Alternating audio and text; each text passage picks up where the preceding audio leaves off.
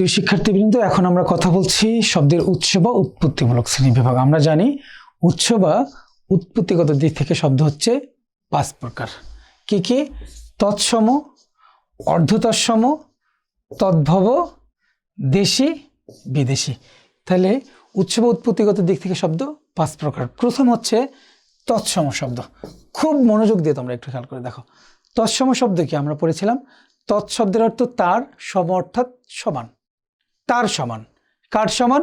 সংস্কৃতের সমান। অর্থাৎ যে শব্দগুলো সংস্কৃত থেকে সরাসরি কোনরূপ পরিবর্তন, পরিমার্জন, পরিবর্ধন ছাড়াই বাংলা ভাষায় ব্যবহৃত হচ্ছে, সেসব শব্দই হচ্ছে তৎসম শব্দ। মনে রাখবা, বাংলা ভাষার অনেক শব্দ তৎসম শব্দ। বিশেষ করে সাধু ভাষার প্রায় 80-র উপরের ভাগ হচ্ছে তৎসম শব্দ। একটু খেয়াল করে দেখো। মনে রাখতে হবে যে তৎসম শব্দগুলো থেকে যেহেতু অনেক ভান্ডারটি অনেক বড়, সেক্ষেত্রে এত বেশি শব্দ মনে রাখা আমাদের পক্ষে খুবই কষ্টকর একটা বিষয় হয়ে যায়। কেননা সাধু ভাষার অধিকাংশ শব্দই হচ্ছে কি তৎসম শব্দ। সেক্ষেত্রে খুব খুব কৌশলগত দিক অবলম্বন করে তোমাদের এই শব্দগুলো মনে রাখতে হবে। একটু দেখো, আমরা যদি সাধু ভাষা তৎসম শব্দ চেনার উপায়গুলো খুব সংক্ষেপে বলি, সেক্ষেত্রে দেখো, প্রথমত কি বলা আছে? সাধু ভাষার 85% শব্দ হচ্ছে কি তৎসম শব্দ। তারপরে কি বলা আছে? যে কোনো শব্দের সাথে মূর্ধন্য এবং মূর্ধন্য ষ, অর্থাৎ আমরা এটা বলতে পারি যে মূর্ধন্য এবং মূর্ধন্য ষ যুক্ত শব্দ হচ্ছে কি তৎসম শব্দ। অর্থাৎ মূর্ধন্য ষ যুক্ত শব্দগুলো কি হবে? তৎসম শব্দ। যেমন আমি যদি বলি যে লবণ, একটু খেয়াল করে দেখো, তা লবণ হচ্ছে কি মূর্ধন্য যুক্ত শব্দ, তাই লবণ শব্দটি কি হবে? তৎসম শব্দ। আমি যদি বলি যে বিষ, তাহলে কি দেখো? মূর্ধন্য ষ রয়েছে, তাহলে মূর্ধন্য ষ যুক্ত শব্দগুলো কি হবে? তৎসম শব্দ। এরপরে চলে আসো, দেখো ক্ষীয় শব্দটি কিভাবে গঠিত হয়েছে? ক্ষীয় গঠিত হয়েছে ক প্লাস মূর্ধন্য ষ। দেখো, ক্ষীয় কি? ক প্লাস মূর্ধন্য ষ। তাহলে ক্ষীয়যুক্ত শব্দগুলো কি হবে? তৎসম শব্দ হবে। যেমন ধরো এখানে কি বলা আছে? নক্ষত্র। তোমরা খেয়াল করে দেখো, নক্ষত্র, তাহলে নক্ষত্র, একটু দেখো এখানে ক্ষীয় রয়েছে, তাহলে ক্ষীয়যুক্ত শব্দগুলো কি হবে? তৎসম শব্দ হবে। এরপর দেখো কি আছে? যে হয়মযুক্ত শব্দ। তাহলে আমরা একটু খেয়াল করে দেখো, তোমরা এই জায়গাটায় ভুল করে ফেলো। এটা হচ্ছে কি হয় হসন্ত ম। তাহলে এই যুক্তাক্ষরটি দেখো, এটি হচ্ছে কি হয় হসন্ত ম। আর এটি কি? এটি একটু খেয়াল করে দেখো, এটি হচ্ছে কি ক প্লাস মূর্ধন্য ষ। তাহলে এই যে হয় হসন্ত ম যুক্ত শব্দ যেগুলো হবে, সেগুলো হবে কি তৎসম শব্দ। উদাহরণ হিসেবে যেমন বলা আছে এখানে ব্রাহ্মণ, কি বলা আছে? ব্রাহ্মণ। তাহলে একটু খেয়াল করে দেখো, হয় হসন্ত ম যুক্ত শব্দ রয়েছে। তো যদি হয় হসন্ত ম যুক্ত শব্দ থাকে, সেগুলো কি হবে? তৎসম শব্দ। এরপর দেখা যাচ্ছে যে ক্ষীয়, এরপর আবার কি আছে দেখো? ম, অর্থাৎ ক্ষীয় ম যুক্ত শব্দগুলো কি হবে? তৎসম শব্দ। এরপর বলা আছে দেখো যে তৎসম উপসর্গযুক্ত শব্দগুলো কি হবে? তৎসম শব্দ। যেমন বলা আছে প্রভাব, তাহলে এখানে প্রটা তৎসম উপসর্গ, তাই তৎসম উপসর্গযুক্ত শব্দগুলো কি হবে? তৎসম শব্দ। যেমন পরাজয়, তাহলে এখানে পরা, তাহলে পরা কি? তৎসম উপসর্গ। তাহলে পরাজয় শব্দটি কি? তৎসম শব্দ। এরপরে বলা আছে দেখো যে তৎসম সন্ধি সাধিত শব্দগুলো হচ্ছে কি তৎসম শব্দ। প্রিয় শিক্ষার্থীবৃন্দ, এখন দেখো তোমাদের খুব কৌশলে আমি তৎসম শব্দ শেখার যে সহজ কৌশলটা বলছি। একটু আগে কি বললাম? যে মূর্ধন্য সযুক্তগুলো কি হবে? তৎসম শব্দ। ক্ষীয় গঠিত হয় কিভাবে? ক প্লাস মূর্ধন্য ষ, এটা হচ্ছে কি ক্ষীয়। আর আমি যদি বলি যে হয় হসন্ত ম, সেটা হচ্ছে হয় হসন্ত ম। তোমরা একটু খেয়াল করো, তোমরা অনেকেই এই সময় এসে এই দুইটার মধ্যে ভুল করে ফেলো। ক্ষীয় এবং হয় হসন্ত মর মধ্যে তোমরা ভুল করে ফেলো। ক্ষীয় এবং হয় হসন্ত মর মধ্যে পার্থক্যটা একটু দেখো। হয় মটা কি হবে? ডিরেক্ট নেমে যাবে। আচ্ছা, এরপর দেখো আমরা যদি বলি যে রিকার, কি বলছিলাম? দেখো একটু, রিকার ও ফলাযুক্ত শব্দগুলো কি যুক্ত? রিকার ও ফলাযুক্ত শব্দগুলো কি হবে? তৎসম শব্দ হবে। আচ্ছা, এই বেসিক 3টে রুলসও যদি আমরা ব্যাখ্যা বিশ্লেষণ করি, তাহলে কিন্তু তোমরা এই অংশটি বুঝতে পারো। যেমন আমরা বলছিলাম যে নক্ষত্র, তোমরা একটু খেয়াল করে দেখো, নক্ষত্র এটি তো মুখস্থ করার দরকার নাই, কেননা এত বেশি তৎসম শব্দ যে তোমরা আসলে এগুলো মুখস্থ করেও শেষ করতে পারবে না। সেক্ষেত্রে বেসিক কৌশলগুলো তোমাদের শিখতে হবে। দেখো নক্ষত্র কিভাবে তৎসম শব্দ হচ্ছে, তাহলে এখানে কি রয়েছে, ক্ষীয় রয়েছে, ক প্লাস মূর্ধন্যস্ব, এবং এখানে দেখো তো র ফলা রয়েছে কিনা। অর্থাৎ পৃথিবীতে যতগুলো ফলাযুক্ত শব্দ আছে সবগুলো হচ্ছে কি তৎসম শব্দ। দেখো ফলার ক্ষেত্রে একটু বলি আমরা। ফলা, তোমার বলেছে ফলা কি? ফলা হচ্ছে ব্যঞ্জন বর্ণের সংক্ষিপ্ত রূপ হচ্ছে কি ফলা। তাহলে আমরা বলেছিলাম ফলা কয়টি? ফলা টোটাল হচ্ছে 6টি। কি কি? একটা হচ্ছে ম ফলা, একটা হচ্ছে জ ফলা, একটা হচ্ছে র ফলা, একটা হচ্ছে ল ফলা, একটা হচ্ছে ব ফলা, একটা হচ্ছে কি ন ফলা। একটু খেয়াল করে দেখো, তাহলে ফলা কয়টি? 6টি। তাহলে কি ম, জ, র, ল, ব, ন। এটিকে আমরা যদি মজা করে শিখি তাহলে কি হয়? আমরা যদি বলি এখানে একটা আকার দাও, তাহলে কি হচ্ছে? মজার লবণ, টেস্টিং সল্ট যেটি, সেটি হচ্ছে কি মজার লবণ। তাহলে দেখো মফলা, জফলা, রফলা, লফলা, বফলা, নফলা। অর্থাৎ এই ফলাযুক্ত যতগুলো শব্দ বাংলা ভাষায় ব্যবহৃত হচ্ছে সবগুলো শব্দ হবে কি তৎসম শব্দ। সবগুলো শব্দ কি হবে? তৎসম শব্দ। আমি যদি বলি, একটু খেয়াল করে দেখো যে পল্লব, কি বললাম? পল্লব। একটু খেয়াল করে দেখো, তাহলে পল্লব এই শব্দটি কি হবে? তৎসম শব্দ। কেন? দেখো বফলা রয়েছে, কি রয়েছে? বফলা। আমি যদি বলি দেখো যে কর্ম, কর্ম শব্দটি কি হবে? তৎসম শব্দ। কেন? দেখো এখানে রফলা রয়েছে, রয়েছে কিনা? রয়েছে। প্রিয় শিক্ষার্থীবৃন্দ, তাহলে আমরা যদি এই বেসিক জিনিসগুলো খেয়াল করি তাহলে কিন্তু তোমরা এই তৎসম শব্দের যে মূল বিষয়টি, সেই বিষয়টি তোমরা বুঝতে সক্ষম হবে। যেমন আমি আরো দুই একটি উদাহরণ দিচ্ছি তোমাদের। আমি যদি বলি দেখো ব্রাহ্মণ, কি বলছিলাম? ব্রাহ্মণ। ব্রাহ্মণ এই শব্দটি কেন তৎসম শব্দ তোমরা নিজেরা খেয়াল করে ফেলতো। দেখো কি বলা আছে? রফলা, তাহলে রফলা যুক্ত তৎসম শব্দ। এরপর কি আছে? হম, তাহলে হমযুক্ত শব্দ কি তৎসম শব্দ। এরপর কি আছে? দেখো ন, তাহলে মূর্ধন্য থাকলেও সেটি কি হয়? তৎসম শব্দ। তাহলে একাধিক কারণে কিন্তু আমরা বলতে পারি এই ব্রাহ্মণ শব্দটি হচ্ছে কি তৎসম শব্দ।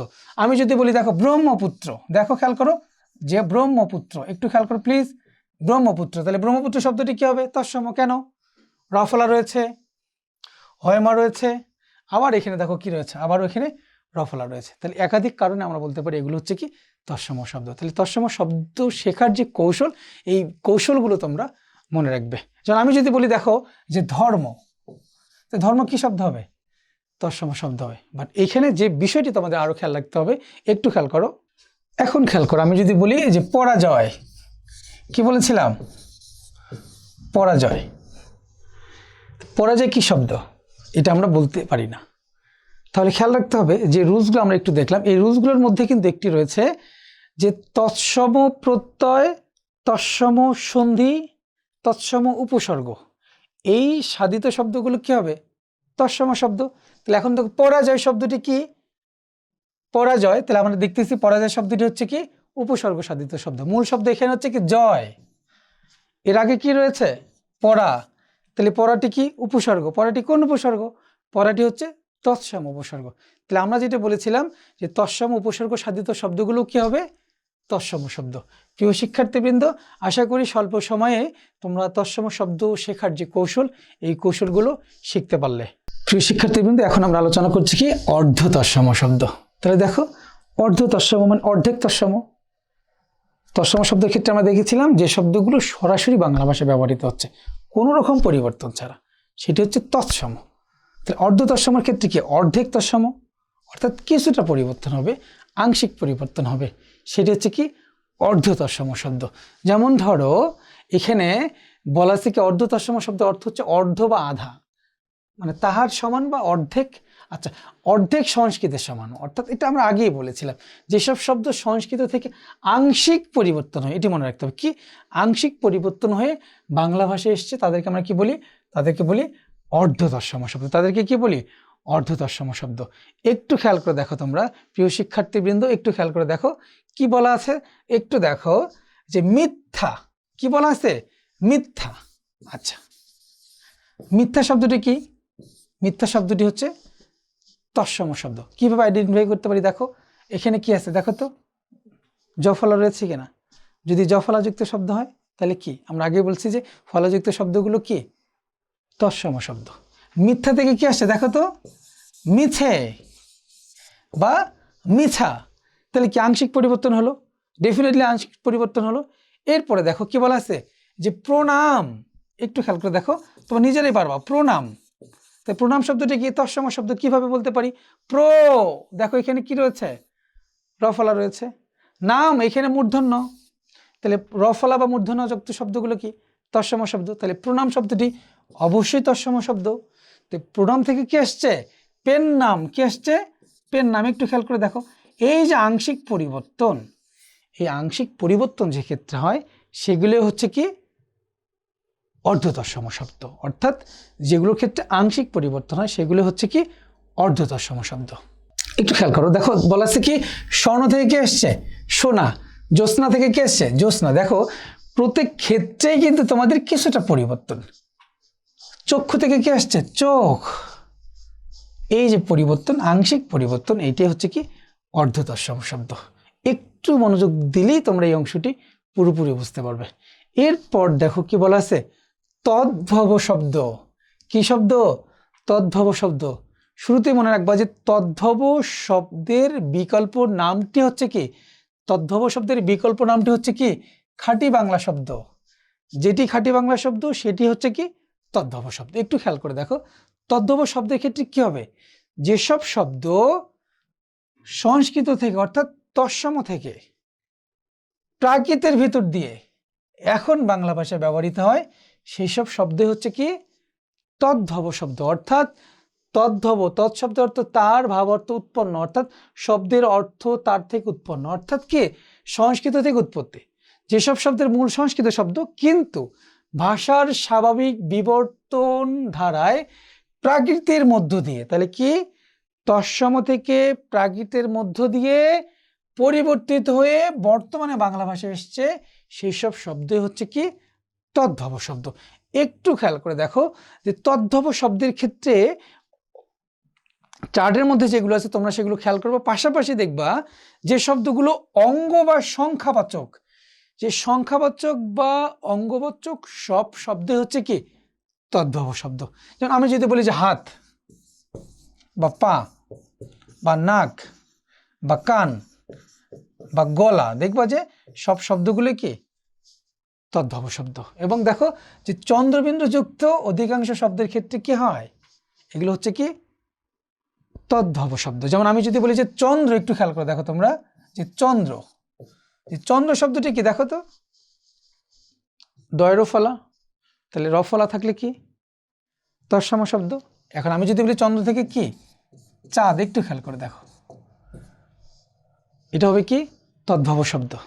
মনে রাখার যে বুদ্ধি কৌশল যেটি, যে চন্দ্রবিন্দুযুক্ত সবগুলো শব্দে কি হয়, অধিকাংশ শব্দের ক্ষেত্রে কি হবে, এগুলো হবে তদ্ভব শব্দ। এরপর তোমরা খেয়াল করে দেখো যে দেশি শব্দ। দেশি শব্দের ক্ষেত্রে আমরা যেগুলো খেয়াল করে দেখব, দেশি মানে আমাদের নিজের এটি, অর্থাৎ বাংলাদেশের আদিম অধিবাসীদের, আমাদের আদিম অধিবাসী কারা, যার কোল মুন্ডা, অর্থাৎ তাদের ভাষা এবং সংস্কৃতির কিছু কিছু উপাদান বাংলায় রক্ষিত হয়েছে। আর এসব শব্দকে আমরা বলবো কি দেশি শব্দ।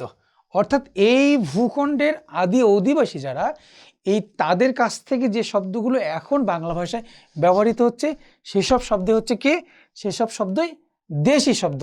এবং দেশি শব্দগুলো আমরা বিভিন্নভাবে মনে রাখতে পারি। যেমন ধরো তোমরা এই গৃহস্থলীতে ব্যবহৃত হয় যেগুলো, সেগুলো দেশি শব্দ। যেমন কি বলা আছে, জাতা, পাতিল, ধামা, কুলা, দরজা, চিমটা, ঝাঁটা, সবগুলো হচ্ছে কি দেশি শব্দ। ফলমূল বা সবজি জাতীয় শব্দ যেমন দেখো ডাব, জারুল, চাউল, ঝিঙ্গা, ধুন্দল, লাউ, থানকুনি, জলপাই, এগুলো হচ্ছে কি দেশি শব্দ। তারপর হচ্ছে দেখো গজার মাছ, ট্যাংরা, পোনা, বাটা, চেলা, কাতলা, এই দেশি মাছ যেগুলো, অর্থাৎ দেশি মাছ যতগুলো আছে সবগুলো দেশি শব্দ। এরপর দেখো এছাড়াও আরও অনেক দেশি শব্দের উদাহরণ তোমাদের এখানে দেওয়া আছে। আশা করছি এই উদাহরণগুলো যদি তোমরা পড়ো তাহলে এইখান থেকে কিন্তু তোমরা ইনশাল্লাহ পরীক্ষায় কমন পেয়ে যাবে। তো আশা করছি দেশি শব্দের অংশটিও তোমরা খুব ভালো করে দেখে নিও।